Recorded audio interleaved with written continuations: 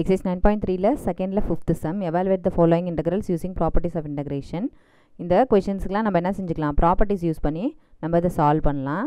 First இந்த இன்டகிரேஷனை ஐன்னு எடுத்துக்கிறேன். Integration 0 to 2 pi sin 4x cos cube x dx. ஓகேவா, இந்த ஃபங்க்ஷனில் இந்த இன்டகிரேஷனில் இங்கே உள்ளார இருக்கு இல்லையா, அதை வந்து நான் எஃப் ஆஃப் எக்ஸ்ன்னு எடுத்துக்கிறேன். ஃபங்க்ஷனை எஃப் ஆஃப் எக்ஸ்ன்னு எடுத்துக்கிறேன். sin power 4x cos cube x. ஓகேவா, இப்போது இதில் என்ன ப்ராப்பர்ட்டி யூஸ் பண்ணலாம் அப்படின்னா, இன்டகிரேஷன் 0 to 2 பைன்னு இருக்கு இல்லையா, இந்த 2 பையை இந்த எக்ஸ் இருக்கிற இடத்துலலாம் நம்ம என்ன செஞ்சுக்கலாம், 2 pi minus x 2 pi minus எக்ஸ்னு சப்ஸ்டியூஷன் பண்ணி ஒரிஜினலான கொஷினை இந்த எஃப் ஆஃப் எக்ஸு திருப்பியும் கிடச்சிருச்சு அப்படின்னா நம்மளுக்கு அதுக்கு ஒரு ப்ராப்பர்ட்டி இருக்குது, அதை யூஸ் பண்ணிக்கலாம். ஃபஸ்ட்டு நம்ம அந்த ப்ராப்பர்ட்டி ஒர்க் அவுட் ஆகுதா இல்லையான்னு பார்க்கலாம். ஸோ எஃப் ஆஃப் எக்ஸுங்கிறது இது, எஃப் ஆஃப் 2 பை மைனஸ் எக்ஸுங்கிறத என்ன வருதுன்னு பார்க்கலாம்.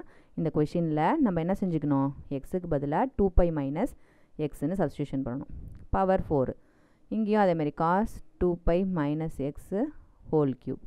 ஓகேவா, 2 பைனாலே என்னது, 4th குவாட்ரண்ட். ஓகேவா, ஆல் ஸ்டூடெண்ட்ஸ் டேக் காஃபி. 0லேருந்து திருப்பி என்னது 2 பை வரைக்கும் வரும் இல்லையா, 2 பை மைனஸுங்கும் போது என்னது 4th குவாட்ரண்ட். 4th குவாட்ரண்ட்டில் என்ன பாசிட்டிவ், காஸ் பாசிட்டிவ். அப்போ சைன் வந்து என்னது நெகட்டிவாக இருக்கும். அப்போ 2 பை மைனஸ்னு போடும்போது என்ன ஆகிட போகுது, இங்கே மைனஸ் சைன் ஆஃப், இங்கே பை 2 பை அப்படின்னு இருந்ததுன்னா no change in trigonometry function, அதனால் சைன் அப்படியே தான் இருக்கும். பக்கத்தில் என்ன ஆங்கிள் இருக்கோ அந்த ஆங்கிளை திருப்பி போட்டுக்கிறோம். Whole power 4. அதுமாதிரி காசுக்கும் no change in trigonometry function, அதே 2 பை தானே இருக்குது. அதனால் எக்ஸ் இது பாசிட்டிவ் ஃபங்க்ஷன், ஏன்னா அதோட குவாட்ரண்ட் இல்லையா, காசுனா அதோட இதில் இருக்கிறதுனால அது பாசிட்டிவ் தான். ஸோ காஸ் எக்ஸ்னு வந்துடும், அதுக்கு ஹோல் க்யூப். அப்போ மைனஸை 4 டைம்ஸ் ஈவன் டைம்ஸ் நம்ம மல்டிப்ளை பண்ணும்போது அது என்ன கிடைக்க போகுது, பாசிட்டிவ் தான் கிடைக்க போகுது. So sine power 4x cos cube x. பாருங்கள், இது ஒரிஜினலான நம்ம எடுத்திருக்க ஃபங்க்ஷன் இருக்கு இல்லையா, அதே திருப்பி கிடச்சிருச்சு. எப்போ நம்ம அப்பர் லிமிட் மைனஸ் எக்ஸ் பண்ணினாலும் நம்மளுக்கு என்ன கிடச்சிருச்சு, நம்மளுக்கு ஒரிஜினலான கொஷின் எஃப் ஆஃப் எக்ஸே கிடச்சிருச்சு. அப்போ என்ன விதமான ப்ராப்பர்ட்டியை நம்ம இங்கே யூஸ் பண்ணிக்கலாம் அப்படின்னா, 0 to a integration 0 to a f of x டிஎக்ஸுங்கிறதுக்கு பதிலாக என்ன எழுதிக்கலாம், இந்த மேலே இருக்கிறத பிரித்து இந்த 2 இங்கே கொண்டு வந்துட்டு 2 டைம்ஸ் 0 to a பண்ணாலே அதே ஆன்சர் கிடைக்கும் அப்படிங்கிறத நம்ம எழுதிக்கலாம். ஓகேவா, அப்போ இந்த கொஷினை எப்படி எழுதிக்கலாம், இன்டகிரேஷன் எப்படி எழுதிக்கலான்னு பாருங்கள். I இஸ் ஈக்குவல் டு மேலே இருக்க 2 இங்கே எடுத்துகிட்டு வந்துருங்க. 0 to pi sin power 4x cos cube x dx. Again இதே ப்ராப்பர்ட்டியை திருப்பி யூஸ் பண்ணுங்கள். இப்போ இங்கே மேலே 2 பை இருந்துச்சு, இப்போ இங்கே பையாக மாறிடுச்சு. அப்போ பையாக மாறும்போது இந்த இடத்துல சப்ஸ்டியூஷன் பண்ணும்போது ஆன்சர் அதே மாதிரி ஒரிஜினல் கொஷினே வரல, நெகட்டிவாக வந்துருச்சுன்னா நம்மளுக்கு ரொம்ப ஈஸி, 0ன்னு போட்டு போயிடலாம் இன்டகிரேஷனோட ஆன்சர். ஸோ அதனால் என்ன செஞ்சுக்கிறேன், நான் திருப்பியும் அதே ப்ராப்பர்ட்டியை நான் இங்கே யூஸ் பண்ணிக்கிறேன். எஃப் ஆஃப் எக்ஸ் எப்போவுமே மாறல, இங்கே உள்ளார இருக்கிற அதே கொஷின் தான். திருப்பி எஃப் ஆஃப் என்னது, இங்கே 2 பை மைனஸ் போட்டோம், ஏன்னா இங்கே மேலே அப்பர் லிமிட் 2 பை, இங்கே இப்போ அப்பர் லிமிட் என்னது பை.